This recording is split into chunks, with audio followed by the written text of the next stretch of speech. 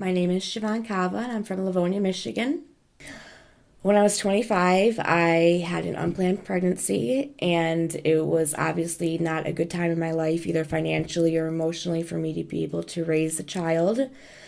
And as much as I wanted to, I knew that I couldn't do it on my own. So, with my parents' help, and through one of my mom's friends who had gone through Catholic social services 35 years ago, we decided to go to our local Catholic social services and choose an adoptive family for my son.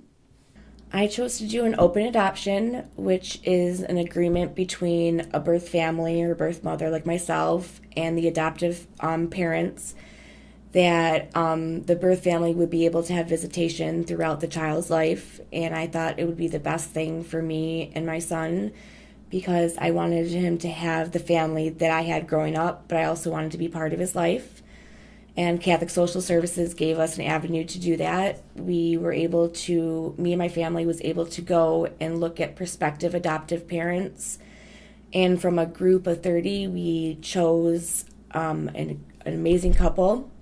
And I was able to meet them and interview them. And once we met, we clicked right away. And from there, I chose them. And we are still working on it to this day, figuring out when we meet up. We meet up about maybe once a year, twice a year, and I talk to them about once a month.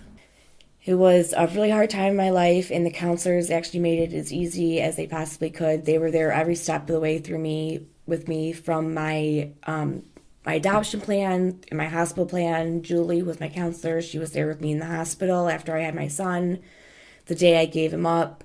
They were very hands-on, and their main concern is the welfare of the children and the family involved. And they go above and beyond the duty, and they care for all the clients. And they afterwards have counseling for not only the birth mothers, but also for the adoptive family. And they do Birth Mother's Day once a year. So it's a very, very ongoing process with Catholic Social Services.